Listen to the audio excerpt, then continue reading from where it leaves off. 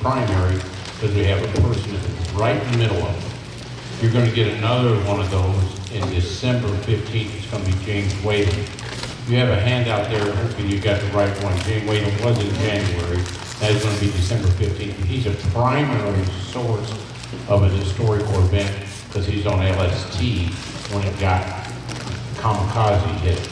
He was also in the Battle of Leyte Gulf. That is the biggest naval battle ever in history and probably will go down in the future as the biggest naval battle. Lisa Moeller talked last week. Bruce Willis is going to talk 2 weeks, or about whatever, November 3rd. He's from up in Jasper, but he is an expert. He's going to talk about an American Dunkirk. We've got all kinds of English at Dunkirk, but he's going to talk about an American experience at Dunkirk. Remember, about 350,000 English were about pushed into the ocean. If it would have had any sense, he'd have been way ahead of us then, but he didn't do it for some reason, some quirk. But he's also an expert on one of the Doolittle pilots. There were 14 Doolittle pilots. Mike Rashi talked about the B-25 before, but he's actually interviewed one of the guys that was a Japanese prisoner for about 3 or 4 years after the Doolittle run. And he got religion, and he very well-spoken person, and he has first-hand information from him. David Coker, then World War II naval construction. What the United States did, we did a little bit here in Evansville, but they did it everywhere. Amazing what was done. The Liberty ships and other things else. Just, you wouldn't believe the infrastructure that was built just to make ships.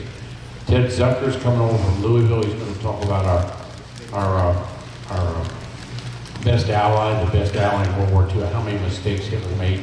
He made about 7 mistakes that were really helpful to our survival of that war. We still have simulators over here. There's 4 of them. We have 8 pilots helping with that. We'd like you to bring children or grandchildren or get on them yourself, teach you how to be a pilot. We've got Junior Eagles coming here on Saturday. If you have any grandchildren or children want to be that are ages between 7 and 18, they can come out here and fly, really fly. They can't be the pilots, but they can get in a plane. They have to sign a release. But the Junior Eagles is sponsored from a place up in Oshkosh, and they do it all over the country. There's been 2.3 million students fly and learn something about flying. They're with very good pilots. These pilots all have over $500. Most of them an average of $1,500. They bring their own planes right here on the tarmac. And Mr. Stocker, a football player, is going to cook them hamburgers and cook you hamburgers when you show up. It's 8 to 12 on Saturday morning. That's about 2 days from today. So if you got somebody, they have to have their parents with them to sign a release of information, let them get up in the air. There's going to be a big pattern around the airport all the way to near Chandler, or all the way to the river, then up to Newburgh, and then Elberfeld. So it's big, exciting. They're going to work on the simulators. The parents and you can watch them from our viewing room up there, see them land and take off. So it's a real nice experience, and kids need to learn more about flying. If they just want to come and look at what's going on, they can. We'll open the doors at 8 in the morning. We'll be here till for just that till 12 in the morning. Now, have I forgotten anything for us? Anything else? Any other announcements? Halloween badge? There is a Halloween badge that's on October 30th. It's not the 31st or 30th. That's a Sunday, and it's very educational. It's a what is it called? A finder thing? What do you call it? Scavenger hunt. So we have 12 skeletons here that'll be set up, but they have a scavenger hunt that's educational. They have 10 different questions. They go to different places and find things out. It's actually fun and it's educational, and we do have candy too. We'd love to have them. It goes from 12 to 4 on Sunday. Is that right, 12 to 4 on Sunday? On Sunday, and that date's the 30th, so that's not long away. And, you know, there's plenty of places to get that candy, but you get a little education here, and they learn the ambience of this place. So I'd love to have them, and there's no age limit on that. But the Plains age limit is 8 to 18, or 7 to 18, or 7 to 19, something like that. Okay, now, just to introduce this young man, I can't say enough about him, but the primary historical things are from the source. And all of you can just think for a minute while he's talking, and think of where you were on 9/11. I'll bet 99% of you know where you were on 9/11. That was something that happened. I know exactly where I was. I was in a room at Deaconess that I'd seen a patient, it was 9/7. I saw the second plane hit. You know, most everybody saw the second plane, nobody saw the first one, but the second one a little after 9. Our country has been invaded, Revolutionary War, War of 1812, and I could be wrong on some, but the other one was December 7th of 1941. So about, this is 80 years ago that happened, but then on 9/11, we got assaulted. We got somebody coming after us, and we really don't like that. But on December 7th, you see how we reacted, and now we're going to show you a lot about how we reacted on 9/11. Wasn't as significant as December 7th, and a lot of buildup on December 7th, so this was a little bit different. But this gentleman named David Steele is going to talk to you about things, and I think you'll be very enthused with what he says. Thank you, David, for coming and listen up. And if you want to, we got donations back there, a donation box if anybody wants to give things. That's just for us to keep this place going and also pay off the claims. Thank you.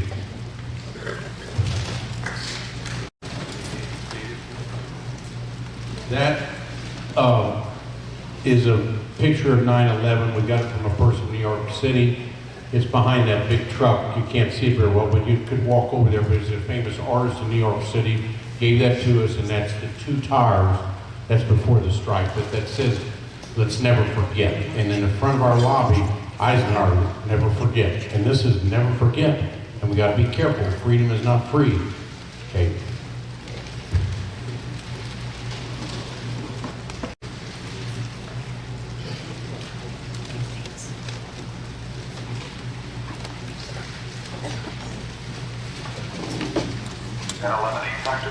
The doctor is not answering the phone.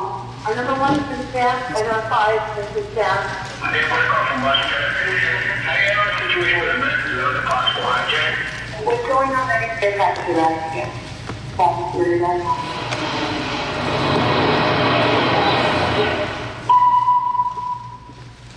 Ready, Captain? Ready, be there? Ready? What? Is it 137? It was. Who are you talking to? Oh, God. Oh, my God. United 175 here.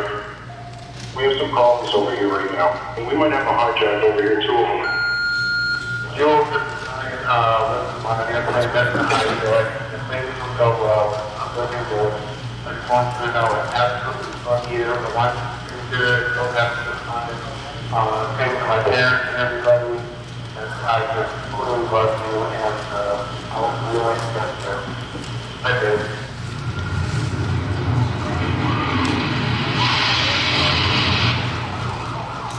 What are those people going to do? All the elevators are blocked out. Oh my God. So both towers are down.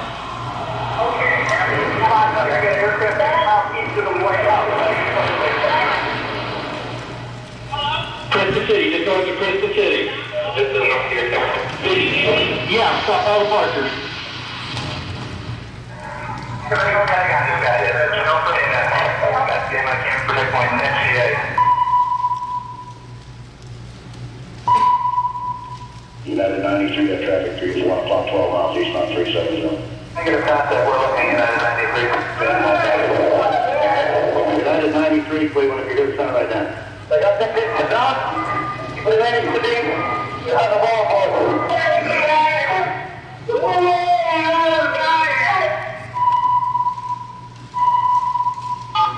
Tuesday, 9:47 a.m. Hi, baby. Maybe you have to listen to me carefully.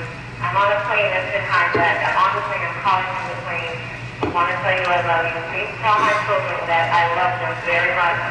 And I'm so sorry, baby. I hope to be able to see your face again, baby. I love you. Goodbye. We're 56865. We have I believe it is a Boeing 757. Can you see him up there, sir? That's correct. Looks like he's rocking his wings. Brother. He's rocking back and forth. We're 5686555. Stay away from that aircraft. Go north as fast as you can. United 93, have you got information on that yet? Yeah, he's down. He's down? Yes. When did he land? He did not land. Oh, he's down? Yeah, Down? somewhere up northeast of Camp David. Hi, sweetie. I just want to let you know I love you. I know this in your heart. I just want to smoke and you just want me to know that I love you always. I have a super close right. Only the students in the office. We're not one of the five who's getting bad.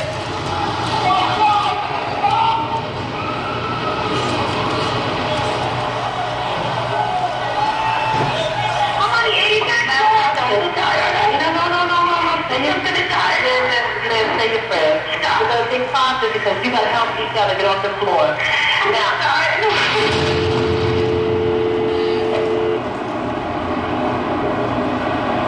He's back to war.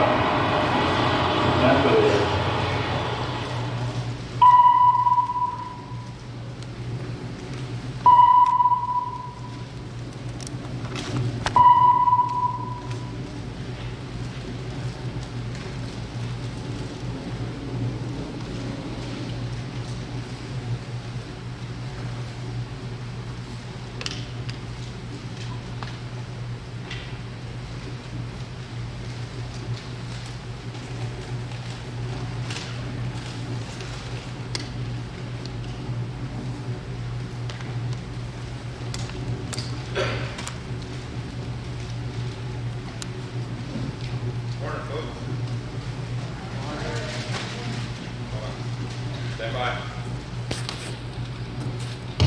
Alright, that's my bad. Good morning, folks.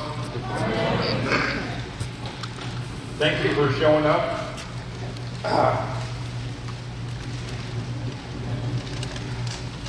Bear with me. I remember this every day. Because in my world, this is real every single day. One reason why I'm wearing a red shirt today is because I remember, and that's what I want everybody else to focus on as far as remembering. That's why I'm here. It's a tough subject. The video, I saw it recently when I went to Mission Barbecue because they had me speak at their location. And I've spoken to several different individuals who said, where were you on that day? Just to try to get a base. And the younger people that are working there now, they weren't even born yet.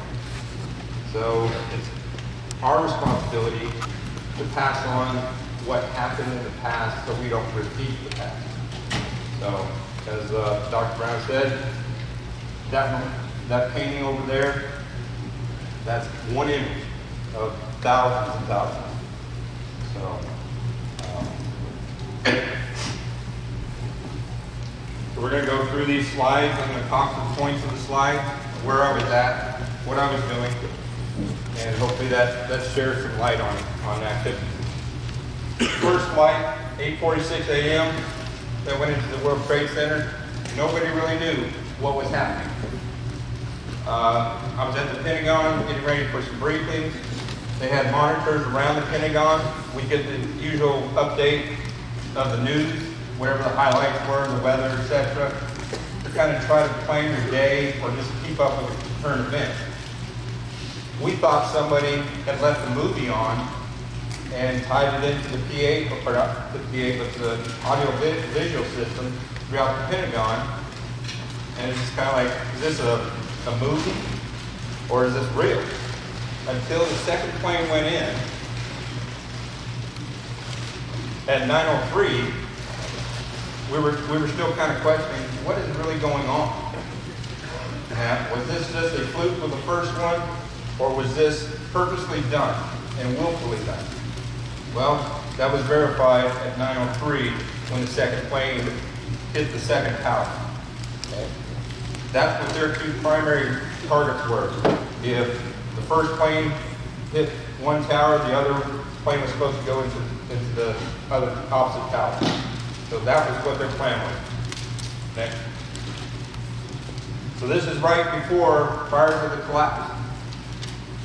You heard the phone calls, people up above the impact.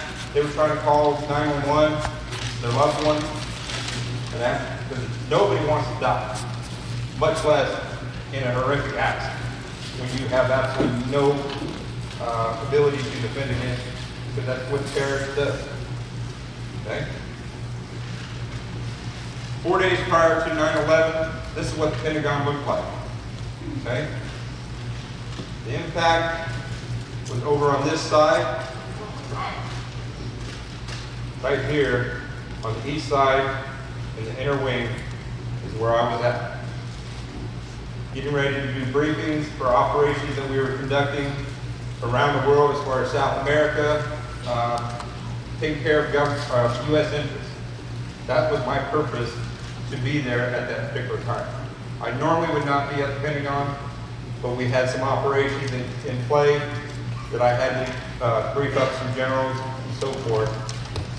That's why.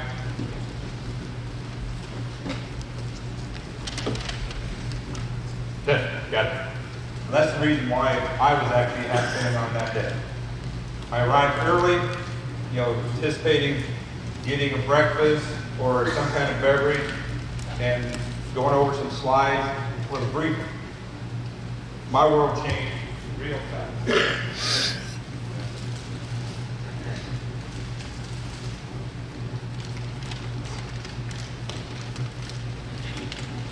Battery. Stand by.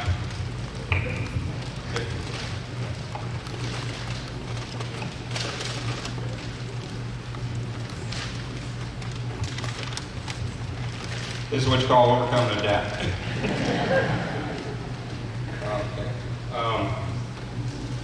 So, as you'll see, as far as my uniform, I've been involved in a lot of things around the world, and that sometimes you just get lucky to be in the hot seat, as I am today.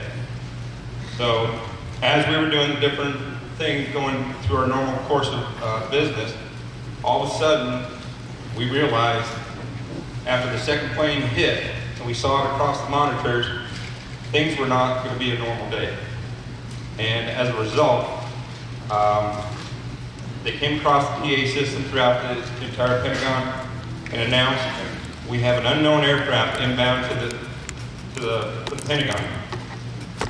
Brace, brace, brace, take cover.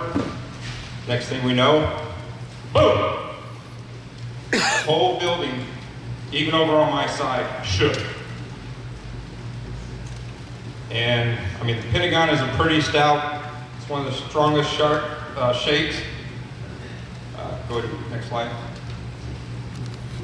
When it hit, there were 64 souls on the aircraft. In the military, we count people as souls once they've expired. There was 125 souls that were at the Pentagon that were impacted and died. The death toll would have been higher had everybody been working over in the newly renovated area. That was one of the saving graces, that area was not occupied other than the people that were close by. Okay. Flight 93, United Airlines at 10:03. So basically 1 hour after the second plane went into the World Trade Center, the fourth plane went down in Pennsylvania because they were overtaken by civilians or military personnel that was on the flight, and they took out the hijackers. These two flights, their primary targets was the White House and Congress. They were not really intending on going towards the Pentagon other than a third target. We call that target of opportunity. So because they couldn't identify where the White House was amongst all the other buildings in DC, they could identify the Pentagon easily from the air. Okay. So, target of opportunity, the first one went into the north edge, over on this side, they penetrated the outside ring into the second ring. And then there was additional damage into the third and almost the fourth ring. Again, I was over on this side.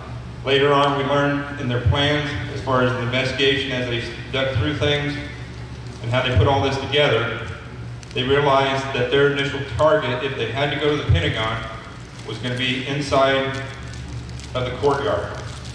Because what they were trying to do was inflict massive damage to all sides of the building, which would have raised the casualty count extremely high. Okay? Next slide. This is after they put out the fires, and this was the debris.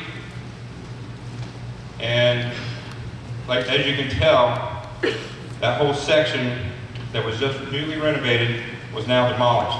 And they penetrated, like I said, into the second ring and some subsequently damage into the other rings on that side.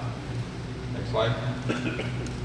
But as part of the chaos in this whole thing was conflicting orders were given: evacuate the building, get out, get out, get out, go to assembly areas. And then there was others that were saying, stay in the building, take shelter. Do not, cover the windows.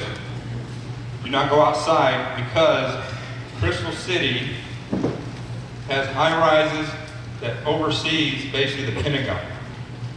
They didn't know if they were trying to get everybody out of the building to have secondary explosions, secondary targets from snipers, etc., from sleeper cells inside the United States.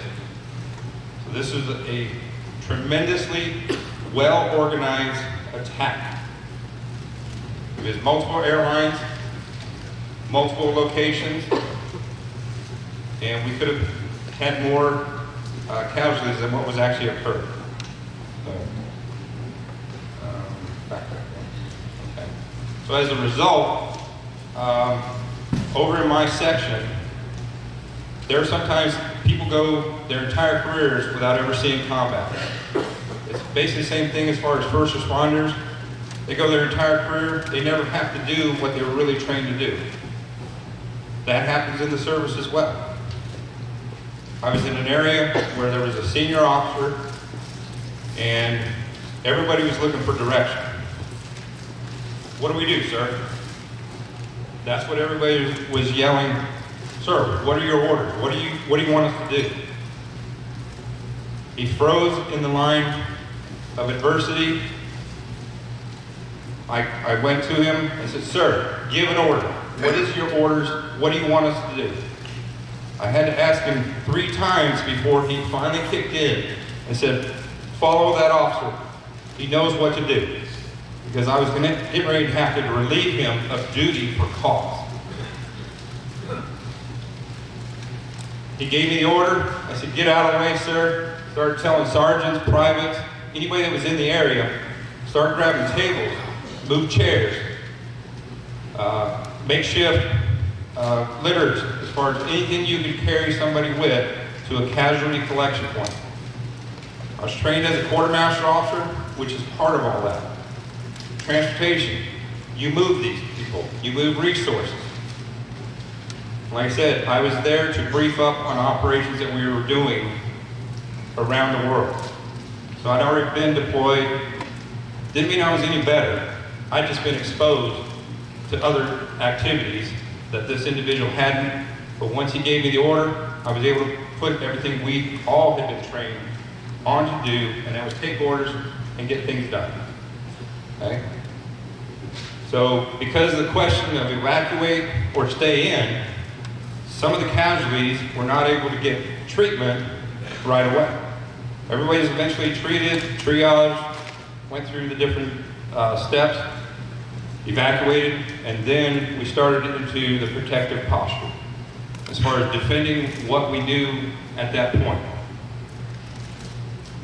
DEFCON postures is 1 through 5. 1 is the highest.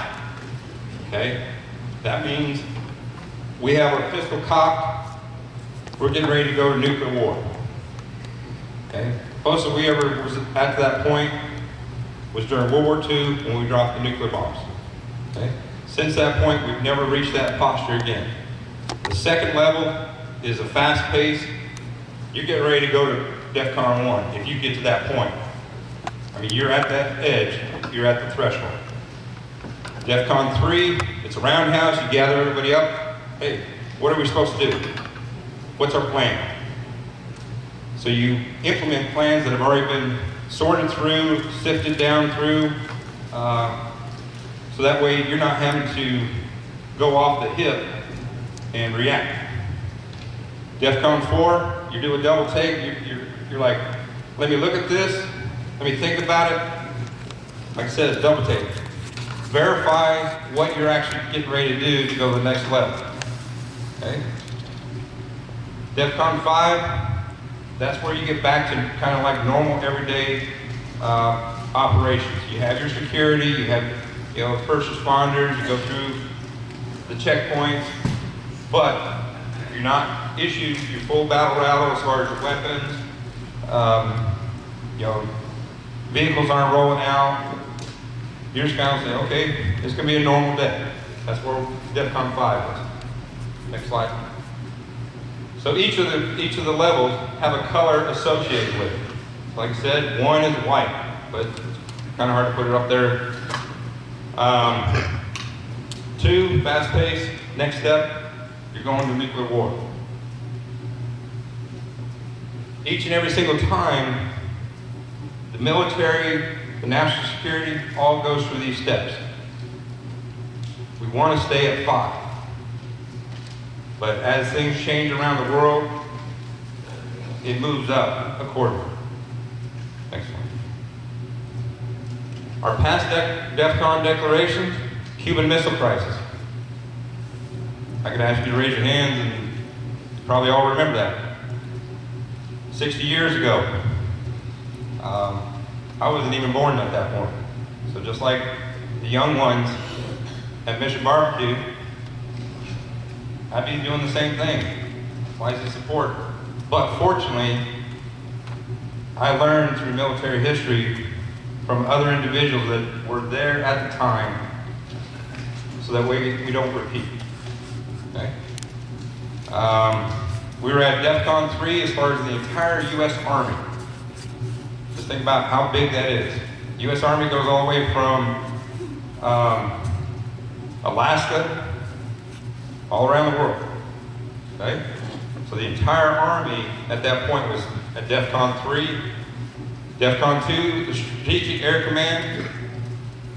So from October to November 15th in 1962, we were at DEFCON 2 for the Air Force.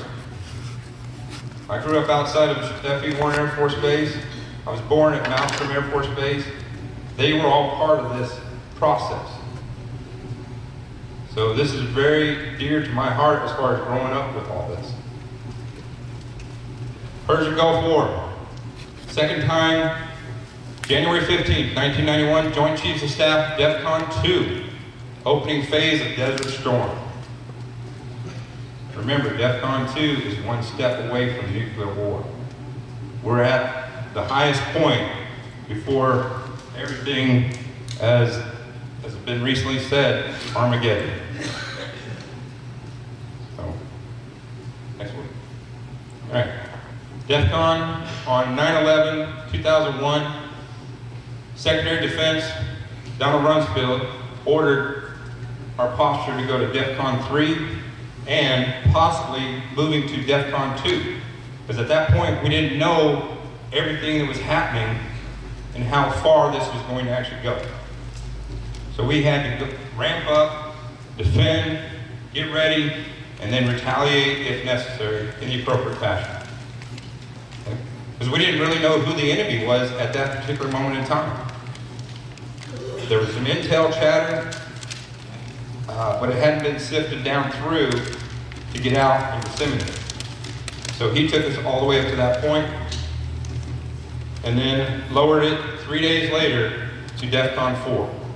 We knew we were at some kind of combat posture, getting ready to do something, so we could not go back to DEFCON 5, normal day at the office, as somebody said. I've been asked, what was it like?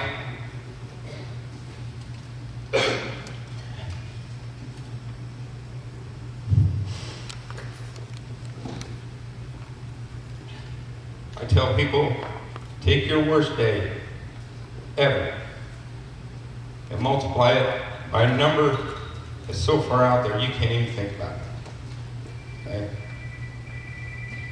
Because the only way that I would forget or change my answer is when I finally lay down and I'm gone. That's the only way I can respond. Because unless you were there, and everybody has some sort, somewhere, someplace, an event that is your worst day. And when somebody says, what's it like? Unless you were in the shoes, unless you're going through that particular moment in time, that you can't describe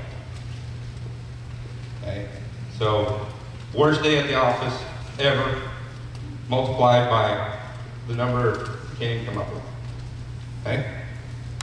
So we've lowered it down to DEFCON 4. President George W. Bush Jr., he was attending a storytelling session at a elementary school far away from all this event. Had his aides come lean over to him, whispered in his ear what was going on. He showed a tremendous amount of resolve instead of showing panic. Finished what he was doing, was immediately evacuated to Tinker Air Force Base in Oklahoma. Then, the following day, he met up with Secretary of Defense Donald Rumsfeld to review the catastrophic sites. So he went to each one of the sites to reassure the people that were on the ground that they were doing a great job, and to also start the healing process of a nation.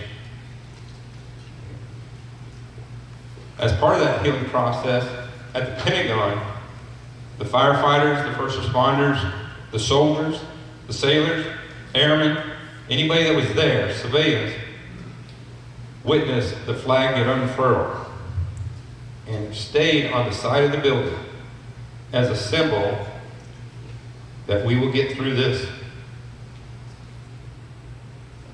as we have done before. That we are not beaten, and we will take the battle to our enemy. President George Bush went to New York and stood on the same hallowed ground that we call it today, Ground Zero. Watched our national colors get furrowed and raised in kind of a resemblance of Iwo Jima. They raised it so the American public could actually see it. Out of the ashes, we will rise. Okay? So, Francis Scott Key, our national anthem, same thing. Our resolve was tested then, and we still rise to the occasion.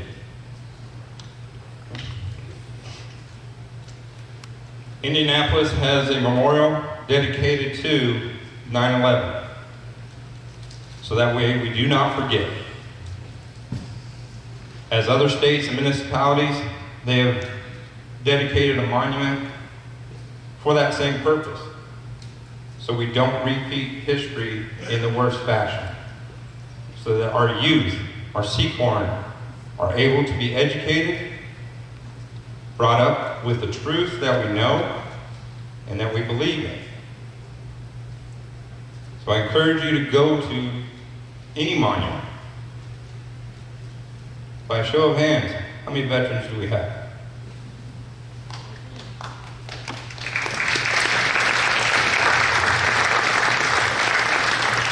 We used to say, thank you, gentlemen, but there's been a lot of ladies that have gone in harm's way just as much.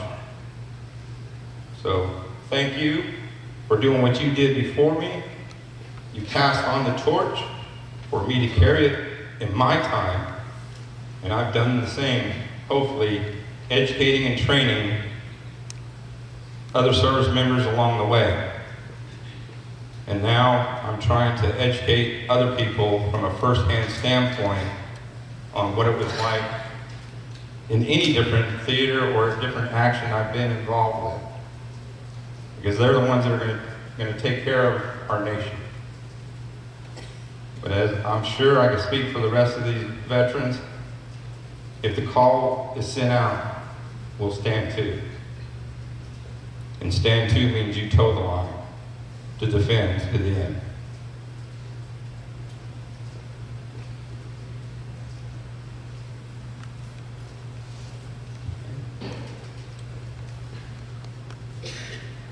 Now we get to the fun part, I guess.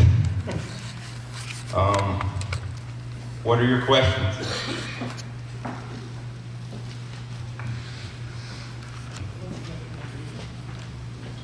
Question was, what does DEFCON mean?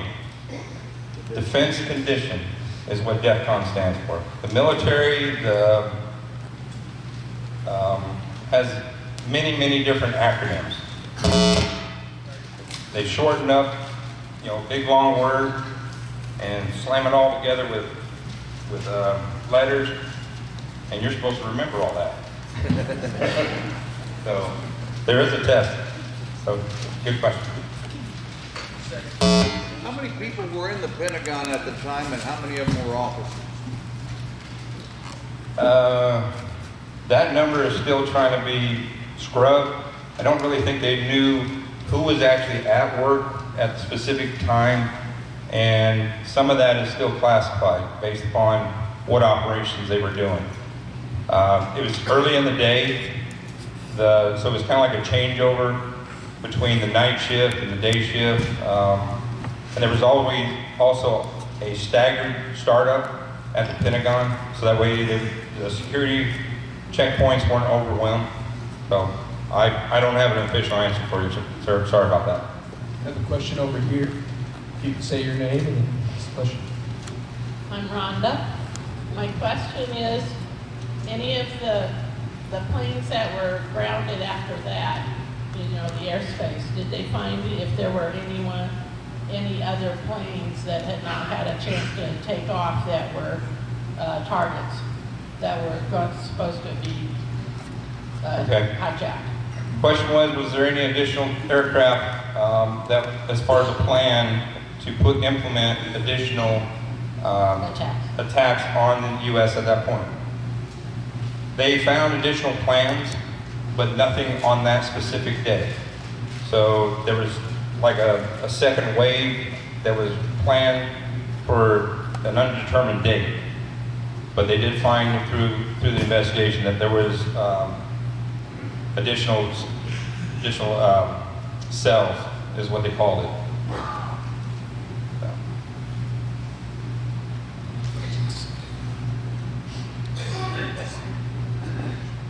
Yeah, my name, there's a couple of questions. How much time again did you have between knowing that that aircraft was headed to the Pentagon and notifying personnel inside? Okay, the question is, how much time from the time we were notified that the plane was coming into the Pentagon and the actual impact? It was within minutes. Like I said, the PA system, just like what we're doing right now, it came across the entire Pentagon, and their words was unknown aircraft inbound, brace, brace, brace, take cover, and then it seemed like almost immediately right thereafter. It was within minutes. Yeah, one more quick question. I may have answered it already. What was your rank in the service, and what was your specialty there? Yeah. At that point in time, I was a first lieutenant promotable, I went from the enlisted ranks to the officer ranks, so I'm known as what they call a Mustang. Not like an aircraft, but my specialty was dealing with Tier 1 high tempo units. I was under the Special Operations Command that was out of Fort Bragg, North Carolina. And you'll see the green tabs up on my epaulets. That means I was a leader as far as command. So I had different platoons, so they were having me brief up because I was 11, what's called 11 Bravo Infantry. So through my training as enlisted, I went through Jump Master School, Pathfinder School, so I knew what these special operations units needed to do. And subsequently, when I went through Officers Candidate School at Fort Benning, Georgia, that just made me kind of like more sought after. I was sent to Fort Eustis, Virginia to be a transportation officer, specialized in heavy equipment movement, troop movement, and then they cross-leveled me into quartermaster, which is all the supply activities. So they just kept putting me more and more specialized type training. And I was by name request orders, which you cannot refuse. When you get that, they put your name and the wish list into the big machine, and out pops a short list. I got selected, and I was assigned to 450th Civil Affairs, which also was psychological, PSYOPs. All that fell underneath the Special Operations Command.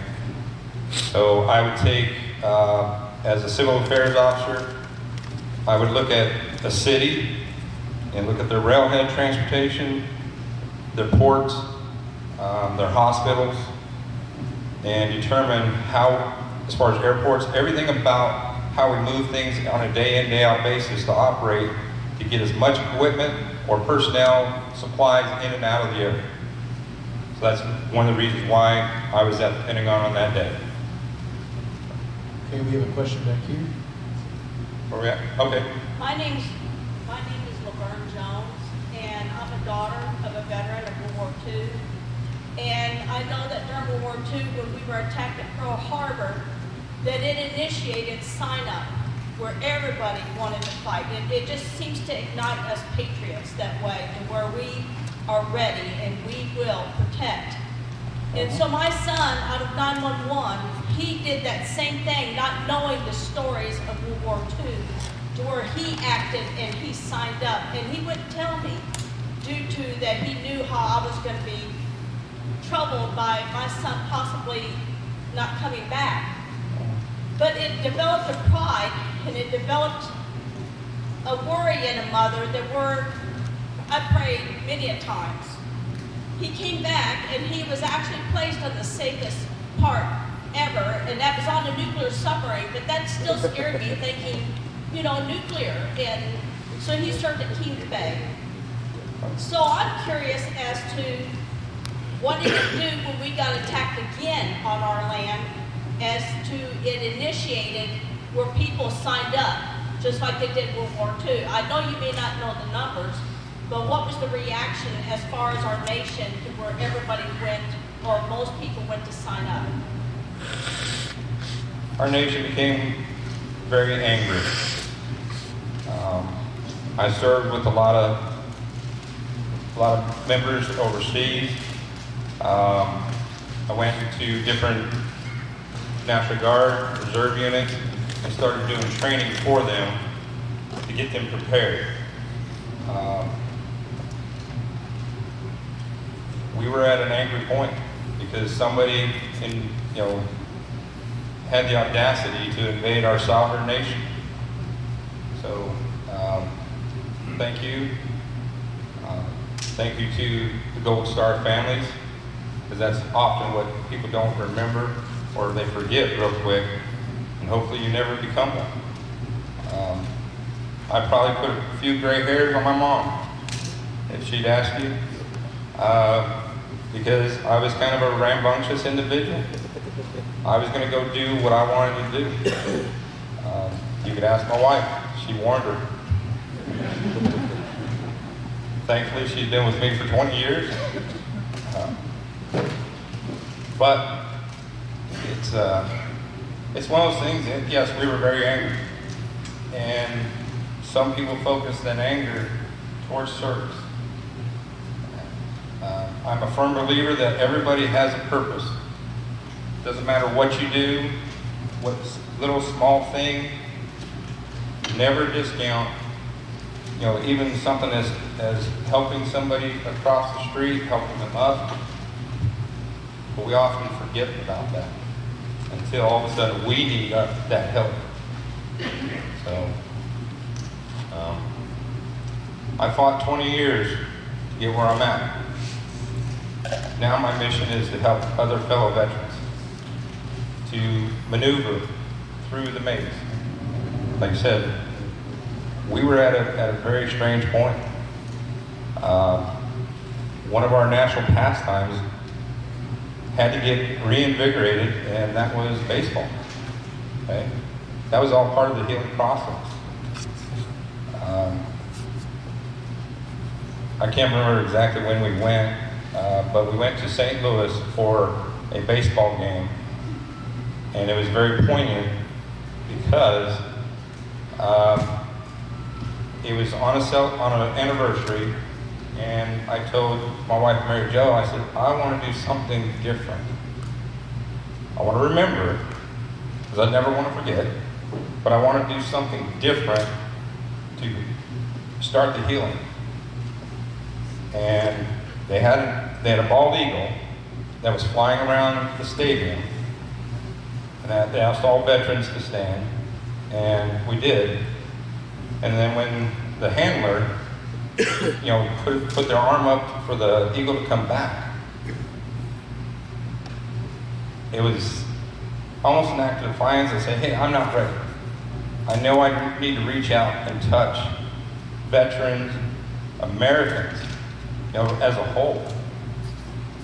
That eagle swooped down, flew around the infield, out to the outfield 3 times. I don't know why, but 3 volleys is your final, what you get as far as a salute for a veteran when they pass. Might just be coincidental, but I like to think that eagle knew that our nation needed to have that done. So, hopefully that answers your question, ma'am. Next one.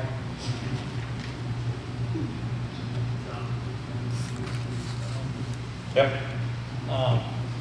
Your mission of go after them, can you talk any more on that? How successful were you? Okay, I think I understand. Trying to reach people to give them aid after the plane hit the building. Okay. Because I was on the east side, I was away from the impact. We set up casualty collection points just in case there was a secondary. So we were trying to, go to the next level, just in case. So on our side, we didn't have anybody. The fire departments, the police, the reaction forces, as far as internal, there's actually a fire department at the Pentagon, emergency services, all those, they went immediately to the area. And then they started doing casualty collection points, as far away from the immediate danger, and went through the triage process. If somebody had passed, they laid him respectfully and that stuff.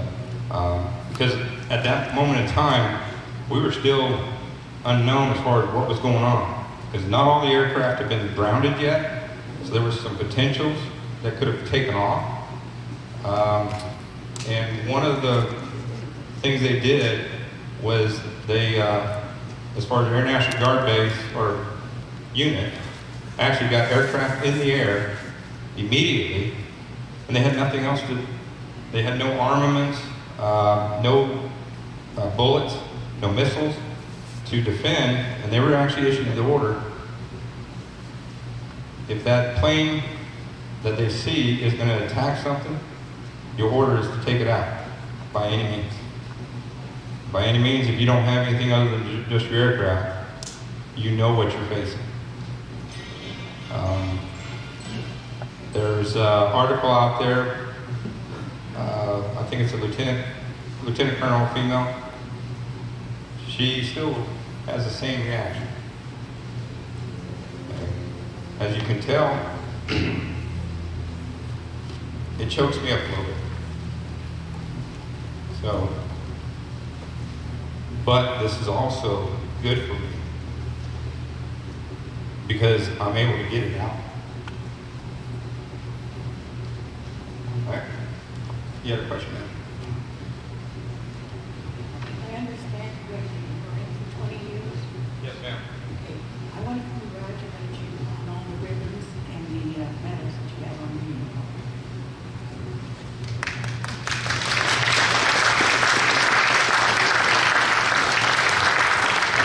Thank you, ma'am. I use humor as a coping, and I also use my attire. Some people say, well, he wears shorts all the time. That's very true. One of the reasons is if I'm in this posture, just like a DEFCON posture, I'm not in harm's way, per se. Okay? If I'm in this hard shell, is what we refer to it as, I take on a different mindset, a different attitude, because I know I could be potentially going in harm's way. So, when you are in the service, we joke about badges. We don't need no badges. But along the way, if you stay long enough, you'll get some scars. That's what kind of what I like about it is like, here's some little scars or pebbles. I often refer to it as friends of mine. It's just some fruit cocktail because of all the fancy bright colors. But other people have paid in blood for those type of ribbons. So again, I wear red in honor of all those before us. So, and that was also to hopefully where we never have to go anywhere else.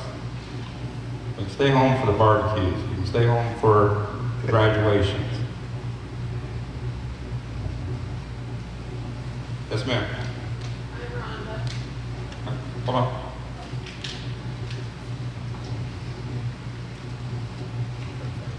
Is that an NSA uniform?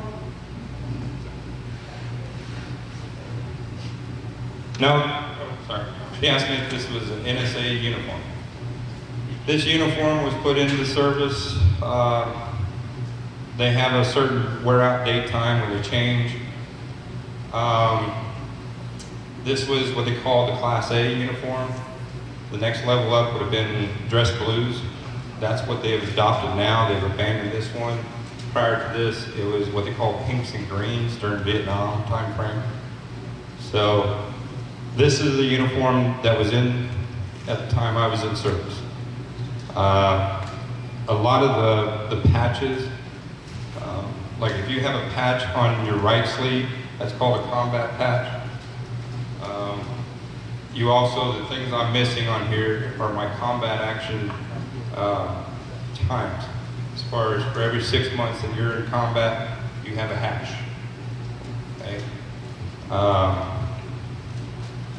Enlisted personnel, they would have hashes on. Service time would be at an angle. Combat time, it's bars up the sleeve. I'm actually missing, as I was telling somebody earlier, I'm actually missing about 6 different awards. But at a certain point, it's like you got to restack everything. It just doesn't make sense as far as at a certain point you're just like, hey, here I am. The patch on the left side is your unit designation as far as what unit you're currently assigned to. Mine is, has an airborne tab over top of it, so that means I was on jump status as part of that unit. The 101st Airborne, they have certain segments of their division that is on jump status, but not the whole division. But from a heraldry, like history type status, that's all been part of their patch. We joke amongst each other. We call the 101st the puking buzzards because they have a tongue sticking out. Just like this gentleman, he's got a bumblebee with a machine gun. What's your motto? Can do, we build, we fight. Okay? There's a good movie out there that I watched when I was real young. John Wayne, Fighting Sieges. Okay? My grandfather was in World War II and Korea, so I was already kind of primed towards sitting with him, as you have probably done with your grandchildren. Hey, passing on that legacy. I have a pin on my lapel. I'm a veteran of foreign wars. It's one of those pins that my father is not allowed to wear. He was in the Air Force during Vietnam, but he was a firefighter. Okay? But he was stationed stateside. He never went to a combat zone. I'm very thankful that he didn't. Okay? But he was in harm's way just as much because he has 2 rescues out of downed pilots where they had to pancake into the airport. So, because he was a firefighter, just like any other first responder, I mean, we just witnessed this the other day. I think that fire is still smoldering. Firefighters, they're going in and everybody else is coming out. That's what part of 9/11 was. These firefighters knew they may not make it out. And as a result, I think it's 343. I don't know exactly the number, but I know it's over 300. So, next question. My name is Hazel Tiepel, and you said least we ever forget, never forget. My birthday is on 9/11. It's very hard to not forget. And the day of that birthday, I was in the dining room by myself, and our son came in the door. And I said, come on in, Mark, hurry up, watch, see what's happening. I said, they're showing how it hit the, and then I said, oh my God, no, this is another one. And that was, I can never forget. And anytime I'm in the dining room, I know where I'm at. Yes, ma'am.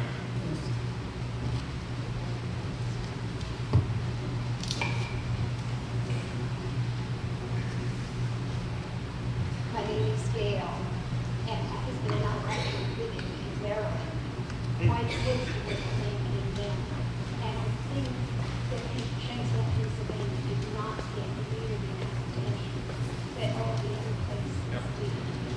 The plane came down and split mine there, and I don't know how many of you know, but there was a knoll right above there, and there was a school there, and that plane, they had not managed to crash it there. All the children in that community would have been killed.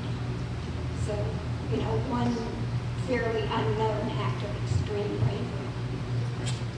And one bright spot on some of the horrible things that happened. That town shortly before that had suffered a major mining disaster as well. It's an amazing sight to visit.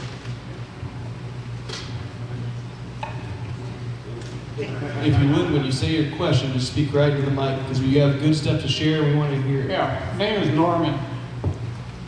All the old wars we've had in the past, we've been protected by the ocean. Now we have another war. If we get into war now, we're going to have damage like everybody else. It's not going to be, we're going to be safe here like we was in World War II. We're going to be damaged. They're going to, rockets, and they're not going to be able to stop everything coming in. We're going to be in damage. Thank you.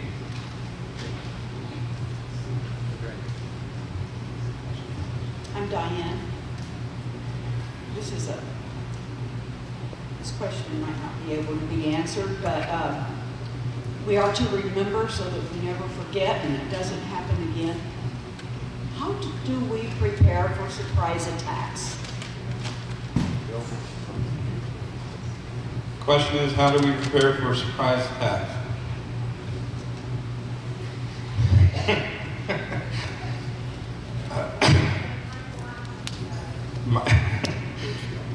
My wife has heard this response many, many times.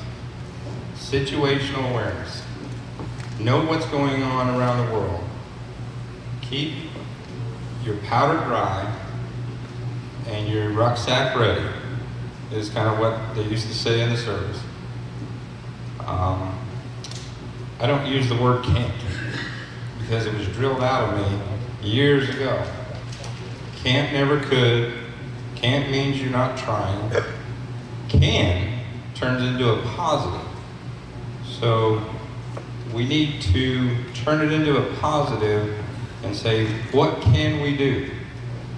Situational awareness. We're in control of that. We have gone through all of the TSA, the Homeland Defense, agencies upon agencies, three-letter agencies,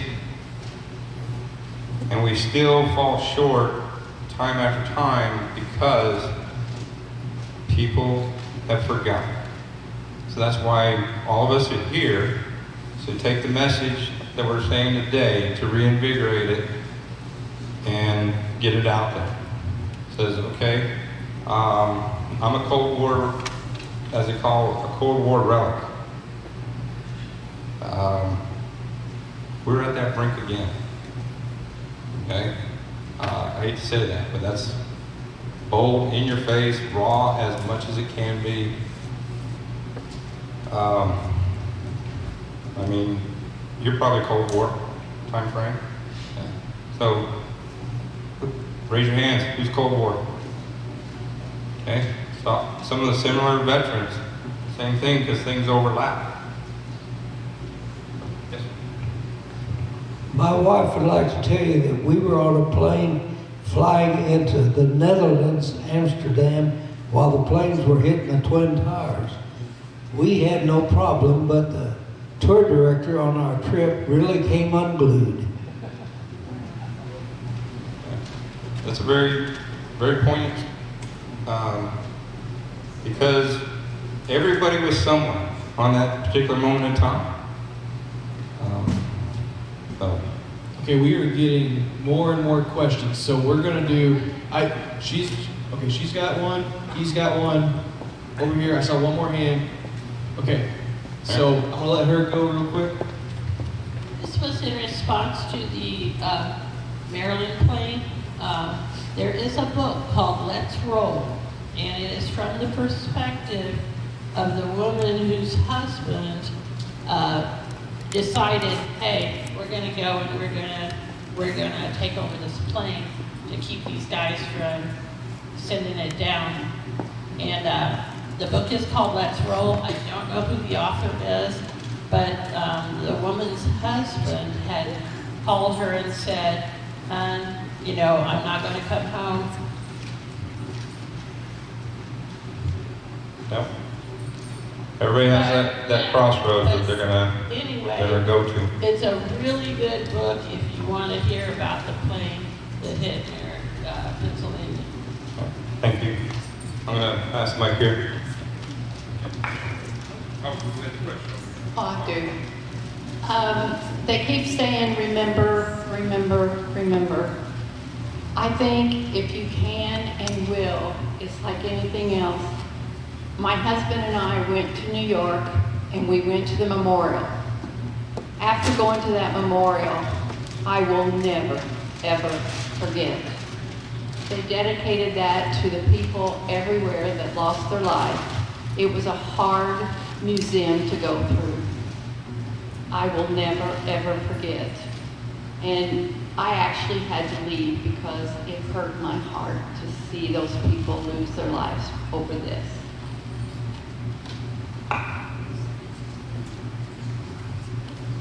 Hello, Dick Bond.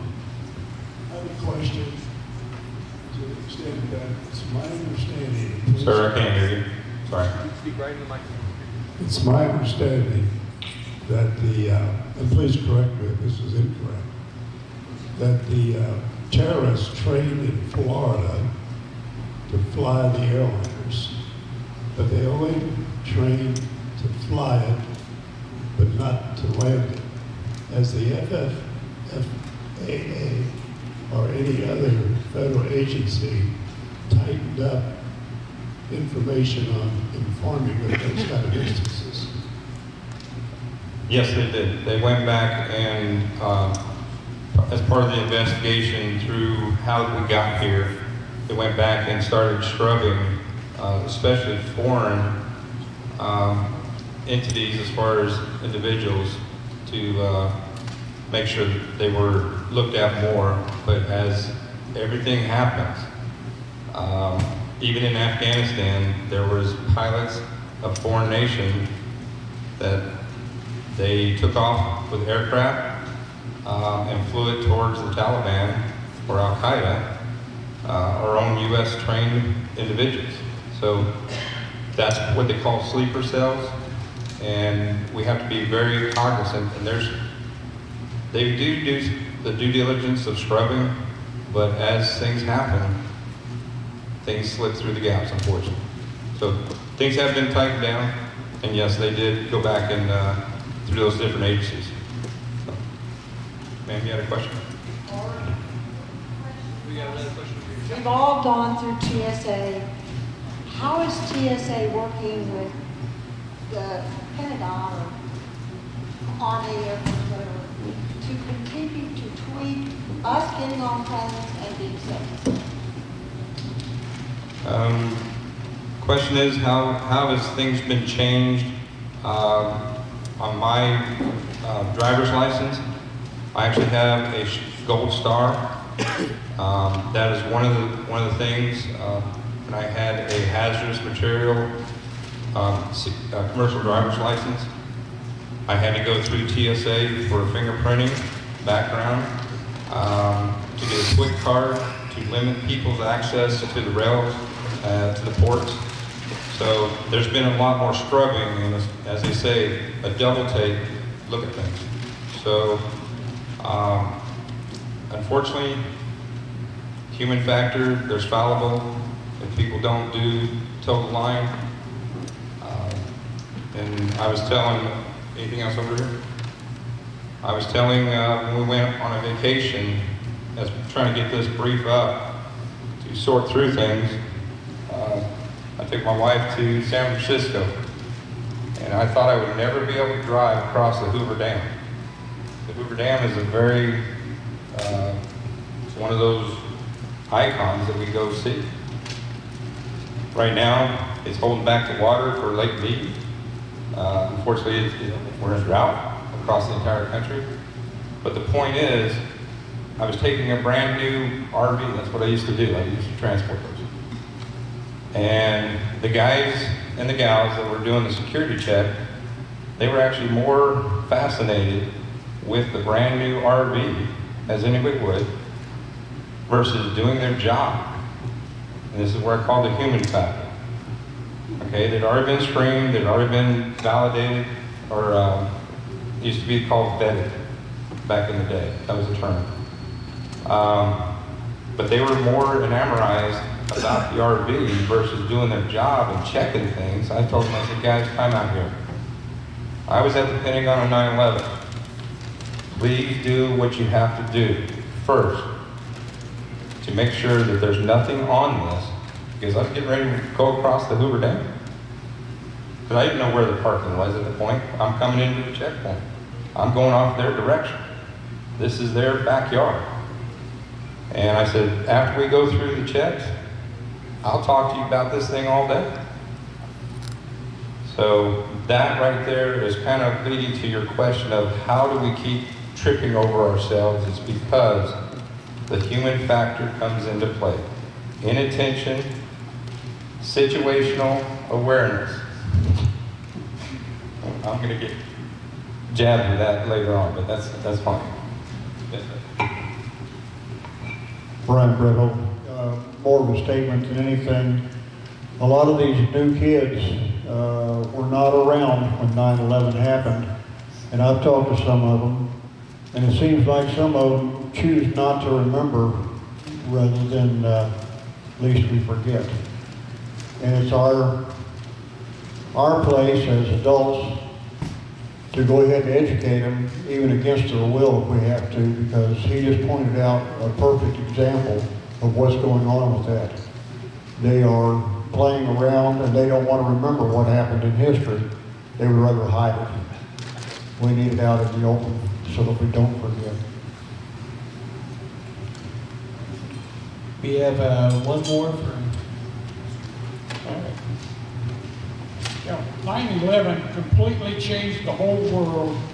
You know, you got TSA at the airport, you can't go anywhere without security, and it's always going to be that way from now on. It changed our lives completely. A lot of people refer to that as they won the war without even firing a shot, because they changed how we conduct business on a day in, day out basis. Like I said, from now to infinity and beyond. No pun intended with that. Sorry. Yep. So, I think we're basically at that point. Let's give a round of applause for David Steele.